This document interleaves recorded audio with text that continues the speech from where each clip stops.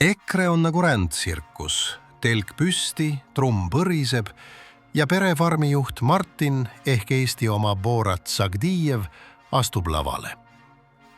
Tere tulemast Eesti Riigikokku või nagu Martin ütleb, minu maja, minu reeglid.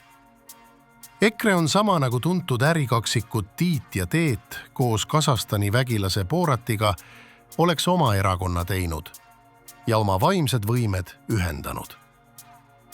Martin nagu Borat ütleb, mida tahab, millal tahab ja kui keegi solvub, mina ei vabanda kunagi, kuna olen konservatiiv. EKRE teeb poliitikat nagu stand-up komöödiat, natuke rassismi, natuke vandenõuteooriaid ja suur ports harimatu maaga enesekindlust. Ja sellepärast valivad teda väikese kirjaoskusega maakad.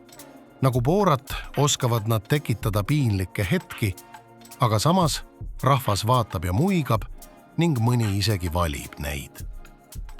EKRE on nagu Borat ülikonnas. Toored naljad, provokatsioonid ja eneseimetlus. Aga see töötab. Nii et järgmine kord, kui näed Martinit Riigikogus karjumas, lihtsalt kujuta ette, kuidas ta ütleb. My name on Martin, high five.